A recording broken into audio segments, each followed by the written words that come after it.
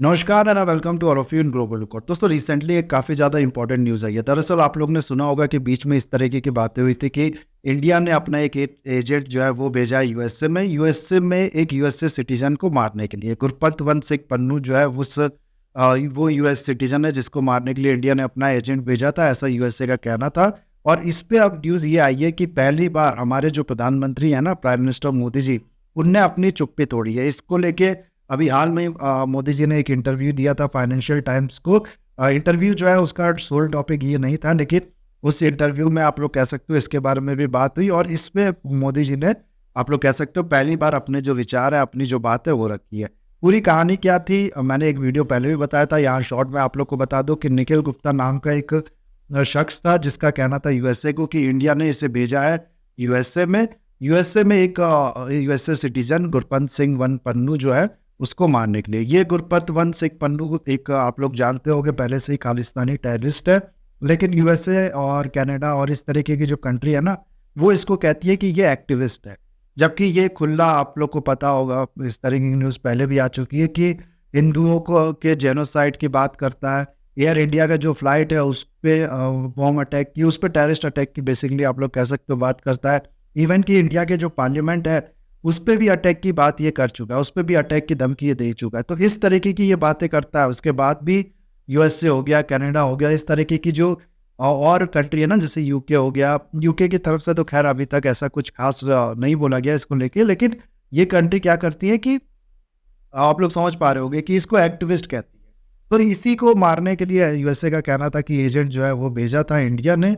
और इसको फिर ये जो निखिल गुप्ता है ये यहाँ पर यूएसए में जाता है तो कुछ पर्सन को इसको मारने के लिए हायर भी करता है। और जब ये एक दूसरी कंट्री, एक यूरोप की दूसरी कंट्री चेक रिपब्लिक जिसका नाम है, वहाँ पर होता है, तब ऐसा बताया जा रहा है कि इसको अरेस्ट कर लिया जाता है इस कंट्री में, इसी चार्ज के बेसिस पे यूएसए के कहने पे। उसके बाद अभी ये आप लोग कह सकते हो जो शख्स है ये है चेक रिपब्लिक जो कंट्री है वहाँ पर, और इसके एक्स्ट्राडिक्शन की जो पूरी प्रोसीजर है वो चल रहा है। इसको एक्स्ट्राडिट किया जाएगा यूएसए में।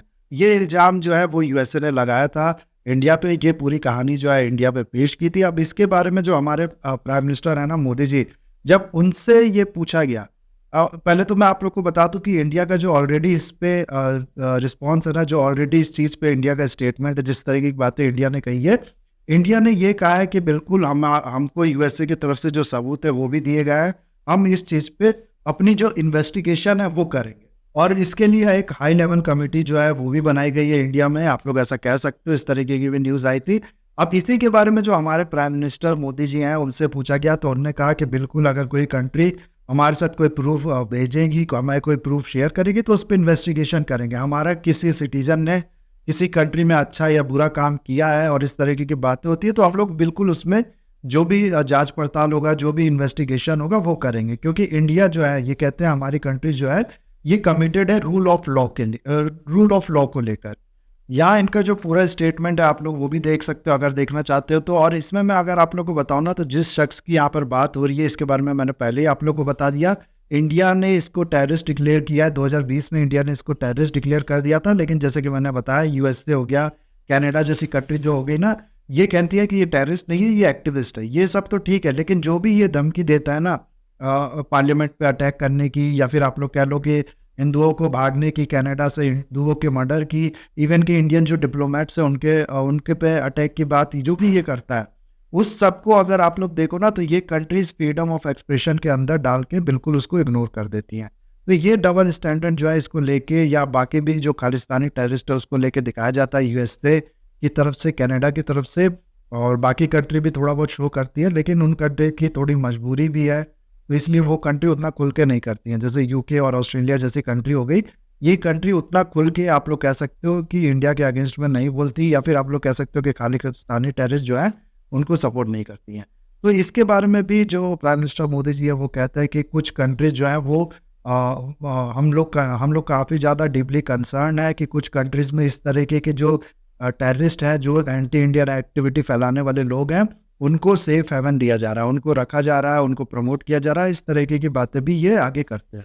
इनके जो एग्जैक्ट स्टेटमेंट था वो यहाँ पर आप लोग देख सकते हो कि इंडिया जो है वो डीपली कंसर्न है कि ओवरसीज जो इस तरीके के एंटी इंडिया एक्टिविटी फैलाने वाले जो लोग हैं, जो एक्सट्रीमिज्म फैलाने वाले लोग हैं, इन पे उतना ज़्यादा एक्शन नहीं लिया जा रहा है, इनकी एक्टिविटीज़ को रोकने की कोशिश नहीं की जा रही। आगे ये भी कहते हैं कि कुछ लोग फ्रीडम ऑफ एक्सप्रेशन का फ़ायदा उठा के जो इंटिमिडेशन है या फिर आप लोग कह सकते हो कि वायलेंस को इंसाइट करने की एक्टिविटी जो है वो करते हैं।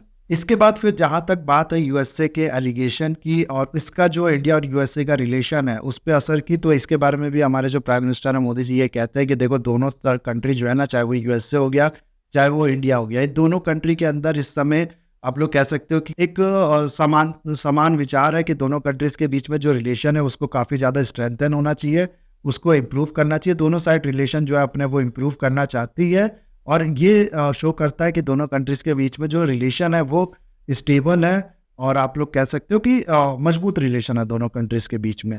अब ये एक आप लोग देखो तो प्राइम मिनिस्टर की हैसियत से एक बड़ी पोस्ट पे बैठे होने की वजह से जो इनको डिप्लोमेटिकली सूट करता है वो ये कहते हैं। नो डाउट इससे इसके अलावा ये क्या कह सकते थे, ये तो कह नहीं सकते कि नहीं नहीं इससे जो रिलेशन है वो बहुत ख़राब हो जाएंगे इंडिया और यूएसए के, अब हम लोग एक दूसरे के साथ नहीं रहेंगे। इस तरीके की बातें एक प्राइम मिनिस्टर को आप लोग कह सकते हो सूट नहीं करती है।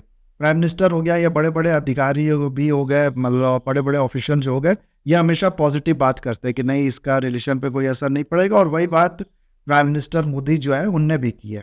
लेकिन अगर आप लोग देखो तो ये चीज़ पॉसिबल है। एक तरह से आप लोग इस चीज़ को सोचो कि किसी कंट्री के द्वारा डिक्लेयर्ड एक टेररिस्ट को कोई दूसरी कंट्री सेफ हेवन दे, उस पर इल्ज़ाम लगाए, और इससे भी यही नहीं, अभी हाल में एक इंसिडेंट हुआ था जिसमें जो काफ़ी ज़्यादा न्यूज़ में चर्चा में बना था, उसके बारे में मैं अगर आप लोगों को बताऊँ ना, तो क्या हुआ था कि इंडिया जो है उसने रिपब्लिक डे पे इनवाइट किया था जो बाइडन को।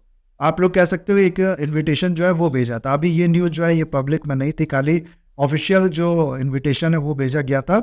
लेकिन हुआ क्या कि जो एम्बेसडर हैं यूएसए के, क्राफ्टी ये जो शख्स है ये एम्बेसडर है यूएसए के, आप लोग इनका नाम पूरा देख सकते हो यहाँ पर।